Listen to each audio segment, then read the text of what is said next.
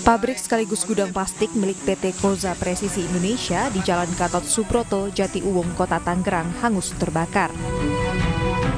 Api diduga berasal dari percikan pengelasan di salah satu bagian pabrik. 6 unit mobil damkar dikerahkan untuk memadamkan api. Setelah kurang lebih 3 jam, api berhasil dipadamkan. Beruntung tidak ada korban jiwa dalam peristiwa ini, namun kerugian mencapai ratusan juta rupiah. Dan sementara karena adanya percikan api sehingga menyebabkan kebakaran plastik yang di area tersebut. Tapi nggak merembet ke pemukiman warga, nggak? Alhamdulillah tidak merembet dan semuanya sudah tertangani dengan cepat oleh tim kami. Ada berapa mobil damkar Pak yang dikerahkan? Mobil damkar semua ada 6 unit yang turun, 3 mobil pemadam dan 3 tangki. Kebakaran sampai masjid di Simpang. Sementara itu, sebuah rumah di Kelurahan Murni, Kecamatan Danau Sipin, Kota Jambi, ludes terbakar. Kebakaran rumah semi permanen ini diduga akibat korsleting listrik. Api dengan cepat membesar karena material bangunan rumah terbuat dari kayu. Warga dan petugas damkar Kota Jambi berjibaku memadamkan api agar tidak merembet ke bangunan lain seperti masjid yang terletak tepat di depan bangunan. 1 unit rumah non permanen yang terbakar dan menghanguskan rumah, dan kita langsung menurunkan armada 7 unit untuk penyebab. Dari hasil investigasi yang kita lihat, ini korsleting listrik yang tidak menutup kemungkinan karena adanya bahan yang mudah terbakar sehingga menyebabkan api cepat menjalar. Meski tidak ada korban jiwa, namun kerugian ditaksir mencapai ratusan juta rupiah. Tim Liputan iNews melaporkan.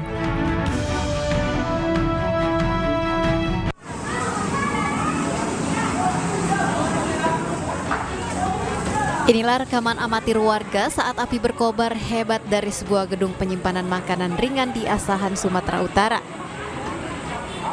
Kondisi api terus membesar karena banyak bahan plastik makanan di dalam gudang. Warga pun ikut mengevakuasi kendaraan bermotor karena khawatir kebakaran meluas. Api dapat dipadamkan 1 jam kemudian, sedangkan penyebab kebakaran masih dalam penyelidikan pihak kepolisian. Diduga api dari mana, Bang? Api kan sudah penyelidikan, Pak. Sudah berapa unit, Bang? Lebih kurang 4 unit. Nggak ada korban jiwa ya, Bang? Iya, korban jiwa. Nggak ada ya? Tidak ada korban jiwa akibat kejadian ini, namun pemilik gudang makanan mengalami kerugian hingga ratusan juta rupiah. Dari Asahan, Sumatera Utara, Ulil Amri, iNews melaporkan. Sementara itu, pemirsa, polisi masih mendalami kematian anak artis Tamara Tiasmara saat berenang di kolam renang umum di wilayah Jakarta Timur. Pemeriksaan berlanjut ke Ristia Aryuni, ibunda dari Tamara Tiasmara.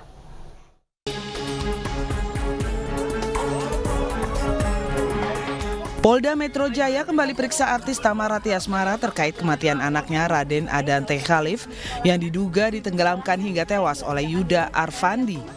Tak hanya Tamara Tiasmara, ibunya juga turut diperiksa oleh penyidik guna mengetahui motif dari kasus yang hingga saat ini belum diketahui. Setelah 8 jam diperiksa oleh penyidik Subdit Jantan Rasdit Reskrimum Polda Metro Jaya, didampingi kuasa hukumnya, artis Tiasmara dan ibunya keluar dari ruangan penyidik. Tamara Tiasmara dan ibunya dicecar dengan 9 pertanyaan. Selain diperiksa, Tamara Tiasmara juga turut memberikan beberapa barang bukti tambahan. Tiasmara juga membantah pernyataan yang disampaikan oleh pihak sekolah yang menyebut bahwa Dante, anaknya, tidak bisa berenang. Klien kami, Mbak Tamara, diperiksa untuk memberikan keterangan tambahan. Itu kurang lebih pertanyaannya hampir 9, hanya mungkin karena ada beberapa pertanyaan yang baru, jadi dijelaskan lebih detail. Terus kemudian hari ini juga ada saksi dari orang tua Mbak Tamara, tante, juga diperiksa tambahan. Tapi karena hari sudah lanjut, sudah mau malam, kemungkinan hari Rabu akan diperiksa tambahan untuk BAP lebih lanjut di hari Rabu. Intinya hari ini acaranya seperti itu. Kemudian tadi juga ada beberapa bukti yang sudah kita tambahkan juga. Itu Dante renang. Gitu, kalau Dante takut renang, mungkin diliatin air aja itu anak pasti udah nangis gitu. Itu Dante bisa renang, mungkin karena pihak sekolah itu tidak tahu update terbarunya Dante, karena memang di sekolah saya jarang masukin kalau ada kelas renang. Karena apa? Karena kalau pulang dari sekolah renang itu pasti pilek. Sang ibu Ristia Aryuni memohon kepada masyarakat untuk tidak menghakimi anaknya Tamara Tiasmara karena kondisi anaknya masih berduka akibat buah hatinya meninggal dunia. Anak saya itu udah kehilangan anaknya. Kenapa anak saya itu dihujat? Kayaknya aku nggak tahu, tau nggak sebenarnya anak saya. Anak saya. Sebelumnya, Tamara Tiasmara menjalani tes kejiwaan selama 3 jam di Biro SDM Polda Metro Jaya. Selanjutnya, penyidik Subdit Jatanras Ditreskrimum Polda Metro Jaya juga memeriksa mantan suaminya, Angger Dimas, dan juga pelaku yakni Yuda Arfandi yang telah menjalani pemeriksaan psikologi forensik guna mengetahui motif pelaku yang tega menenggelamkan korban yang masih berusia 6 tahun tersebut. Dari Jakarta, Helmi Sajangbati, iNews melaporkan. Sementara pemirsa, 16 tahanan Polsek Metro Tanah Abang, Jakarta Pusat kabur dari dalam sel tahanan. Ya, belum diketahui pasti cara ke-16 tahanan tersebut berhasil melarikan diri. Hingga kini pun polisi masih memburu para tahanan. Propam Polda Metro Jaya mendatangi Polsek Metro Tanah Abang, Jakarta Pusat. Kedatangannya guna melakukan pengecekan di sel tahanan, menyusul kaburnya 16 tahanan di sel tersebut. Dari informasi yang berhasil dihimpun, ke-16 tahanan yang berada dalam sel di lantai 1 melarikan diri pada Senin dini hari. Belum diketahui dengan pasti bagaimana para tahanan tersebut berhasil melarikan diri, lantaran hingga kini belum ada keterangan resmi dari pihak kepolisian. Dari Jakarta Pusat, Rani Sanjaya, iNews melaporkan. Kita ke informasi selanjutnya, pemirsa. Seorang siswa sebuah SMA swasta di Tangerang Selatan, Banten menjadi korban perundungan teman sekolahnya yang bergabung dalam sebuah geng. Akibatnya korban pun dirawat di rumah sakit karena menderita luka yang cukup serius dan diduga salah satu pelaku merupakan anak musisi tanah air.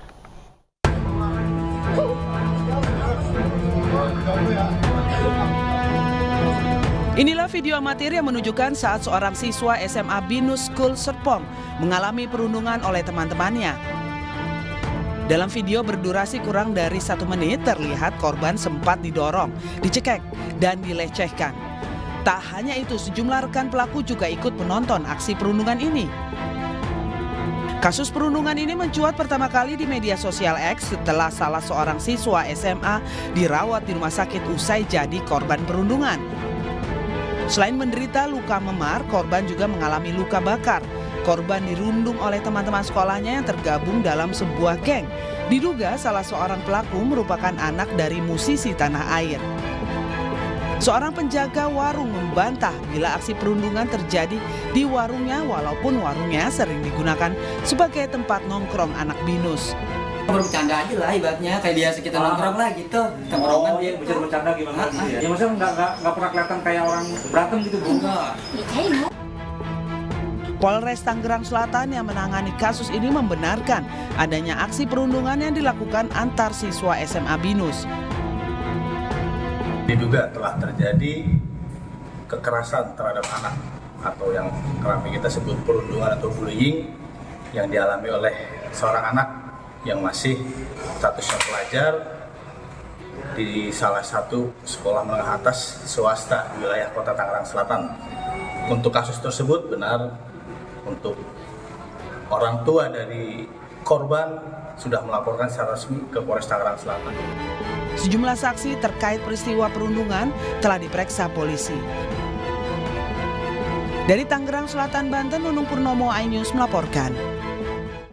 Ya, pemirsa, sidang pra-peradilan wartawan senior Aiman Wicaksono kembali digelar dengan agenda mendengar jawaban dari tergugat. Aiman tiba di PN Jakarta Selatan sekitar pukul 9:53 waktu Indonesia Barat, didampingi kuasa hukumnya Vincentius Mendrova. Aiman hadir dalam sidang pra-peradilan dengan agenda mendengar jawaban dari tergugat, yakni penyidik Polda Metro Jaya. Dalam sidang hari ini, pihak tergugat diwakili oleh Kabid Hukum Polda Metro Jaya Kombes Pol Leonardus Simarmata. Sebelumnya, pada Senin kemarin, Aiman menjalani sidang gugatan pra-peradilan pertama. Pada sidang perdana tersebut, kuasa hukum Aiman Vincentius Mendrova meminta penyitaan ponsel kliennya dinyatakan tidak sah dan batal demi hukum. Petunjuk bahwa mempedomani ketentuan pasal 9 ayat 1 Perkap nomor 6 tahun 2019, pasal 14 dan atau pasal 15 Undang-Undang nomor 1 tahun 1946 tentang peraturan hukum pidana terjadi pada 11 November 2023 dengan terlapor. Dan pemirsa, untuk mengetahui informasi terkini, kita bergabung dengan rekan kami Jen Cahyani langsung dari Pengadilan Negeri Jakarta Selatan. Selamat siang rekan Jen, silakan dengan laporan Anda terkait situasi terkini di sana. Ya baik Prisa dan juga pemirsa, hari ini saat ini kami masih menunggu persidangan pra-peradilan yang masih dilaksanakan di dalam sana di ruang sidang 6 Pengadilan Negeri Jakarta Selatan, dan agenda hari ini seperti yang kita ketahui yakni mendengarkan jawaban atas gugatan dari pihak Aiman Wicaksono, yakni yang hari ini dibacakan oleh pihak Polda Metro Jaya yang juga dihadiri oleh Kepala Bidang Hukum Polda Metro Jaya Kombes Pol Leonardus Simarmata. Dan tadi kami sempat mendengarkan di dalam bahwa dari pihak Polda Metro Jaya ini mereka menolak permohonan atau gugatan yang dibacakan kemarin oleh pihak Aiman Wicaksono pada persidangan pertama, dan mereka menolak atas gugatan yang petitumnya sudah dibacakan semua pada hari kemarin.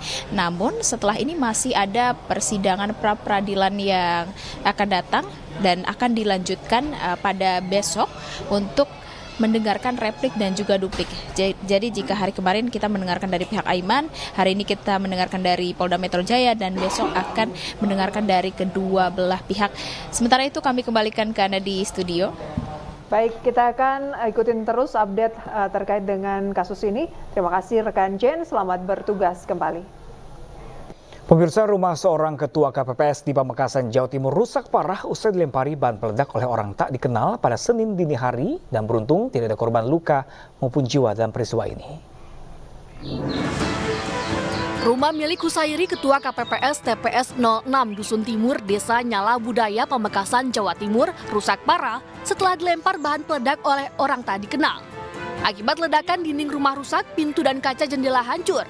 Ledakan juga merusak perabotan rumah seperti lemari dan kursi. Beruntung saat kejadian tidak ada penghuni dalam rumah. Husairi sendiri sedang tidur di rumah yang letaknya di samping lokasi kejadian. Suara ledakan. Cuma kalau saya tidak mendengar yang ledakannya, yang kaca, yang jatuh jendela, itu yang saya mendengar. Kemudian saya langsung lari ke luar karena tidak tahu bahwa kejadian itu di rumah saya sendiri. Waktu itu Bapak tidur di rumah yang mana, Pak? Tidur di ruang depan. Itu kan rumah ada dua, rumah yang belakang yang kena. Pihak kepolisian masih melakukan penyelidikan terkait aksi peledakan rumah ini. Dari Pamekasan, Jawa Timur, Dedi Prianto, iNews melaporkan. Sementara pemirsa, seorang bendahara KPPS di Balangan, Kalimantan Selatan membawa kabur honor anggota KPPS senilai 115 juta rupiah. Ya, pelaku diamankan polisi saat sedang kabur di sebuah hotel di wilayah Tabalong, dan saat ditangkap, MH mengaku uang honor KPPS yang ia curi tersisa 17 juta rupiah saja.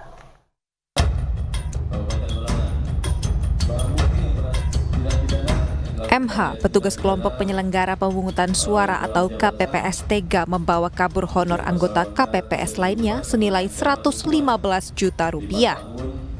MH yang bertugas sebagai bendahara KPPS di Kelurahan Batu Piring ini akhirnya dilaporkan ke Komisi Pemilihan Umum Balangan. Menindaklanjuti laporan KPU dan warga, polisi akhirnya berhasil menangkap MH di sebuah hotel. MH ditangkap bersama 2 orang rekannya yang ikut menikmati uang haram tersebut. Saat ditangkap, MH mengaku uang honor KPPS yang ia curi tersisa 17 juta rupiah saja. Berdasarkan laporan tersebut, kami kemudian melakukan gelar perkara untuk memastikan bahwa memang ada unsur tindak pidana 374 yang dilakukan. Kemudian kami melakukan kegiatan pengungkapan, alhamdulillah atas informasi yang kita peroleh, yang bersangkutan pelaku dapat diamankan di salah satu hotel di Kabupaten Tabalong. Polisi juga menyita sejumlah barang bukti, diantaranya 1 unit sepeda motor, ponsel, dan beberapa bukti transfer rekening giro. Dari Kabupaten Balangan, Kalimantan Selatan, Sairi Ainus melaporkan. Ketua KPU Hashim Asyari menjelaskan mengenai simpang siur data sistem informasi rekapitulasi atau Sirekap KPU. Menurut Hashim, data yang tidak sesuai akan diperbaiki. Bisa membaca apakah anomali atau tidak itu diantaranya seperti ini contohnya. Misalkan di TPS itu maksimal pemilih 300. Kok tiba-tiba perolehan suaranya bisa lebih dari 1000, itu berarti kan anomali. Maka kemudian itu ditandai oleh sistem dan kemudian dilakukan koreksi berdasarkan unggahan foto formulir C hasil yang berbasis TPS. Ya, pemirsa, Forum Komunikasi Relawan Ganjar Mahfud mendesak KPU melakukan pemungutan suara ulang karena banyaknya dugaan kecurangan di Pilpres 2024. Mereka berencana melapor ke Bawaslu dan Mahkamah Konstitusi terkait dugaan kecurangan tersebut.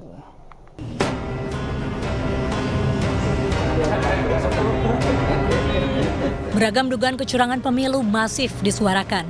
Lini masa dibanjiri foto dan video dugaan kecurangan penggelembungan suara di berbagai daerah. Publik juga mengkritik aplikasi Sirekap KPU yang bermasalah.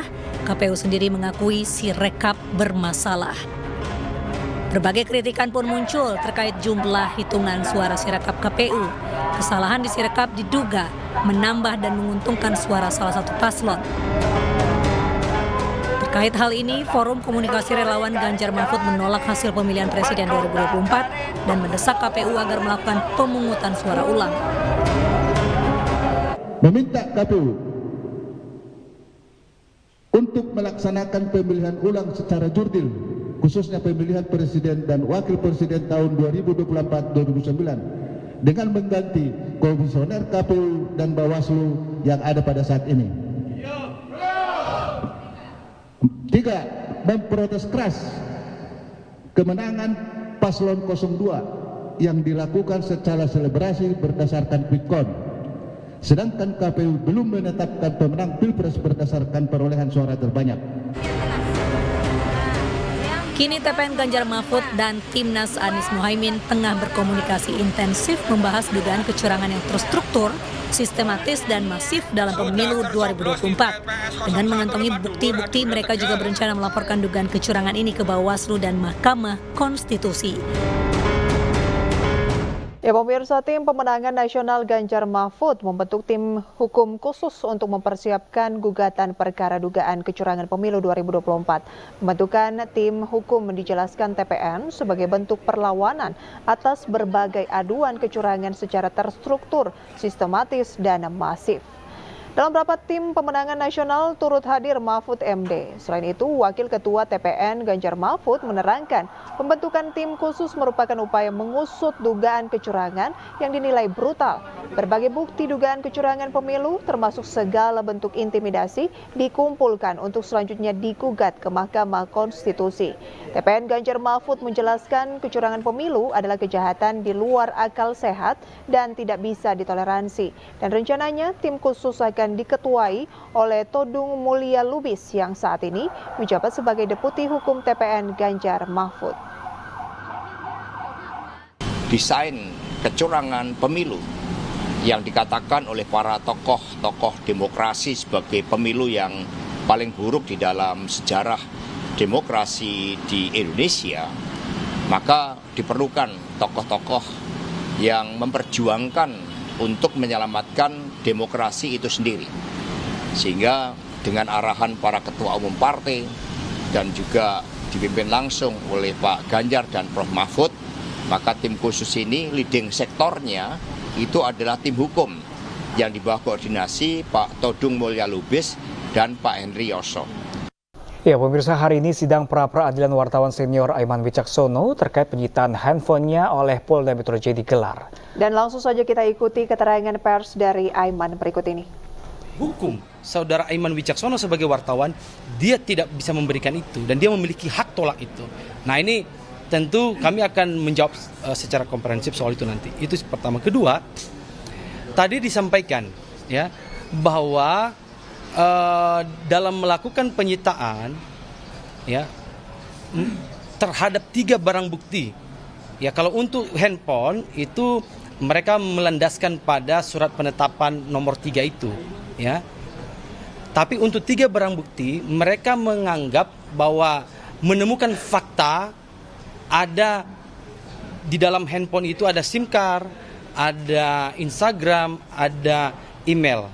Tapi tolong dicatat gitu ya, bahwa yang berkaitan dengan SIM card, berkaitan dengan Instagram, berkaitan dengan email, ini sudah ditanyakan penyidik dalam BAP penyelidikan maupun dalam BAP penyidikan. Gitu. Artinya ini 3 barang bukti ini bukan tiba-tiba tidak tahu penyidik. Oleh karena itu kami menilai bahwa penyitaan terhadap 3 barang bukti, khususnya 3 barang bukti itu tidak sesuai dengan surat izin penyitaan pengadilan gitu. Meskipun tadi penyidik mengatakan atau termohon mengatakan bahwa mereka menggunakan hak mereka sebagaimana dalam pasal 38 ayat 2 yang katanya bahwa sifatnya mendesak ya, karena mengkhawatirkan klien kami atau saksi ini akan menghilangkan barang bukti. Menurut kami ini sesuatu argumentasi yang menurut kami saling bertentangan dengan pasal 38 ayat 1 dengan pasal 38 ayat 2. Iya kan? Di sisi lain ada surat penetapan, di sisi lain dia menggunakan hak ayat 2-nya. Padahal semestinya kalau sudah mendapatkan surat izin penyitaan itu, ya itulah yang wajib dilaksanakan.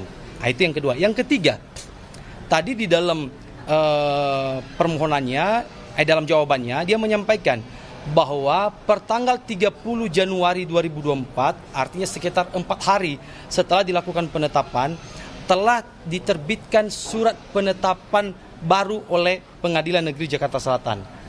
Ya, jadi mereka melakukan penyitaan terhadap 4 barang bukti, khususnya yang 3 itu yang tidak ada surat izin, mereka mengajukan kembali kepada Pengadilan Negeri Jakarta Selatan. Nah, ini juga kami Kita ke informasi lainnya pemirsa, imbas kenaikan harga beras, ratusan warga rela antri untuk mendapatkan bantuan pangan berupa beras Bulog. Ya, antrian hingga saling berdesakan bahkan juga terjadi di kawasan Buah Batu, Bandung, Jawa Barat.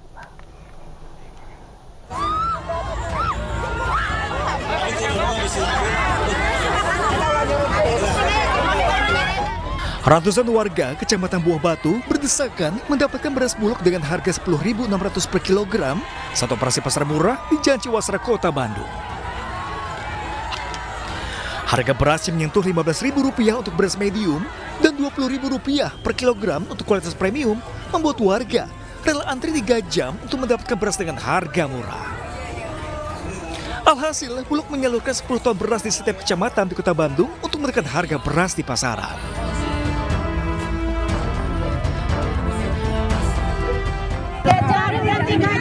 3 jam. Ini kesini sendiri ngincer apa, Bu? Beras. Ngincer beras. Lumayan murah. Berapa harganya, Bu? 53. 5 kilo 53. Emang harga di pasar berapa, Bu? 18.000 sekilo. Oh, berarti ini termasuk murah berarti ya, Bu? Ada 2 jam. 2 jam.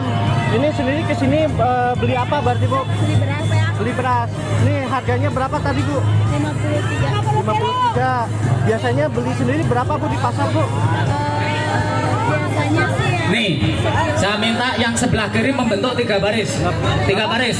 Kalau nggak 3 baris, akan saya tutup malahan. Saya tutup, balik lagi. Kondisi kayak gini antri susah nggak tadi antrinya, Bu? Coba.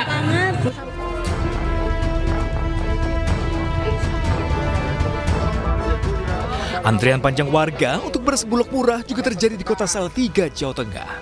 Di sini, untuk beras 5 kg bisa didapatkan warga dengan harga Rp52.000. Sementara di pasaran seharga Rp78.000 per 5 kg. Warga pun dibatasi hanya bisa membeli hingga 10 kg dengan berbekal 2 kupon. Masyarakat orang kecil mau beli beras saja juga susah, apalagi suami saya kerjanya serabutan. Jadi kalau ada beras kayak gini membantu banget. Terima kasih kepada Bulog. Beras untuk akhir-akhir ini kan melambung tinggi, jadi sangat membantu. Sering-sering aja kalau biarpun kita bantuan harus beli, tapi sudah membantu sekali. Operasi pasar beras murah sengaja digelar Bulog sebagai upaya stabilitas pasokan dan harga pangan agar daya beli masyarakat terjangkau.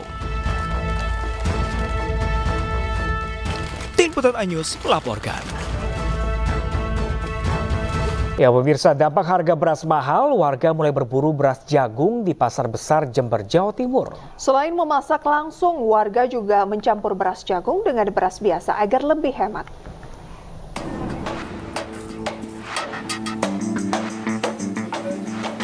Toko beras jagung di Jalan Wahidin Sudirohusodo, Jember ini mulai ramai didatangi pembeli. Beras jagung jadi pilihan warga di tengah melonjaknya harga beras. Di Jember sendiri harga beras di pasaran mencapai Rp15.000 per kilogramnya. Sedangkan beras jagung hanya seharga Rp12.000 per kilogram. Selain untuk dimasak langsung, pembeli juga mencampur beras jagung dengan beras biasa agar lebih irit.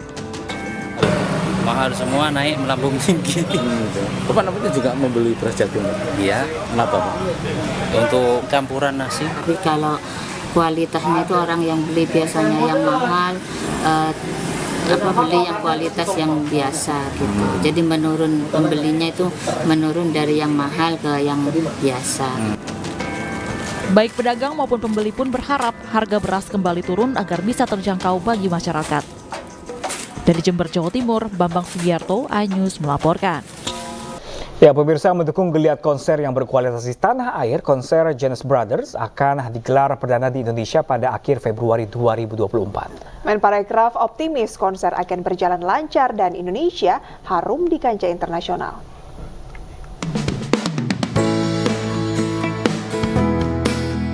Kementerian Pariwisata dan Ekonomi Kreatif terus berupaya mendongkrak kembali penyelenggaraan konser berkualitas di dalam negeri. Untuk mendongkrak konser berkualitas, Kemenparekraf mendatangkan Jonas Brothers, band pop rock asal Amerika Serikat. Personil yang terdiri dari Kevin Jonas, Joe Jonas, dan Nick Jonas akan perdana memikat hati penggemarnya di Indonesia pada Sabtu 24 Februari mendatang di ICE BSD. Kemenparekraf juga memberikan dukungan kepada para promotor tanah air dalam mengundang para artis dan musisi internasional. Ini tentu kita senang banget ya menyambut event ini. Dari sisi kita, ini pasti akan menambah atau menciptakan lapangan pekerjaan untuk sektor pariwisata dan ekonomi kreatif tentunya, dan juga tentunya juga ini juga mempromosikan destinasi MICE yang I-nya event ya, juga event tadi sport, kita juga musik, dan nggak cuma Bali tapi Jakarta, dalam hal ini Greater Jakarta.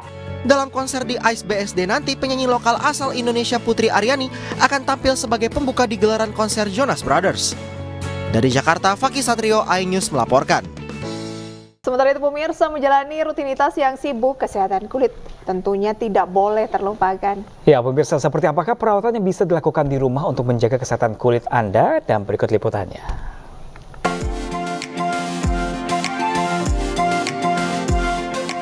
Ya pemirsa, kulit yang sehat dan juga terawat tentunya menjadi idaman banyak orang. Dan untuk mendapatkan perawatan kulit yang terbaik, kita tidak perlu lagi susah-susah untuk datang ke klinik kesehatan. Kita bisa mendapatkan perawatan dari dokter-dokter terbaik yang datang langsung ke rumah kita. Nah, seperti apa sih prosesnya? Yuk kita simak bareng-bareng. Setiap perempuan pasti ingin terlihat cantik. Penampilan wanita dengan wajah yang cantik, segar, dan terawat tentu menjadi dambaan.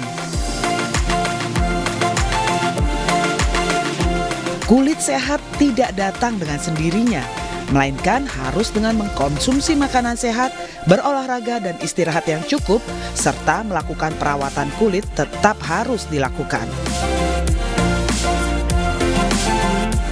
Nyaman dan tidak perlu jauh keluar rumah melalui layanan Dr. Hub, para terapis dan dokter profesional akan datang ke rumah.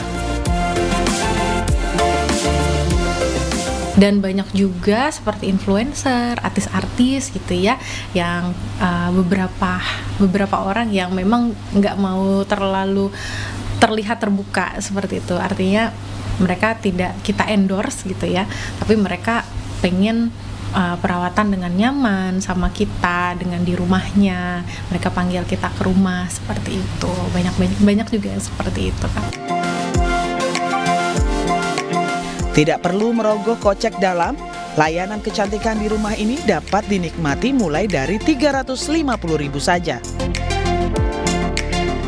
Sejauh ini selesai perawatan aku ngerasa muka aku lebih fresh dan lebih cerah tentunya. Terus juga tadi muka aku sempet dimasah sama terapisnya enak banget gitu. Overall aku puas banget sih treatment di sini. Dalam urusan kecantikan, wajah memang memegang peranan penting karena wajah yang segar, bercahaya dan sehat serta tidak bermasalah dapat menjadi daya tarik tersendiri. Iya, pemirsa, seperti itu adalah proses dari perawatan kesehatan kulit yang bisa kita laksanakan di rumah.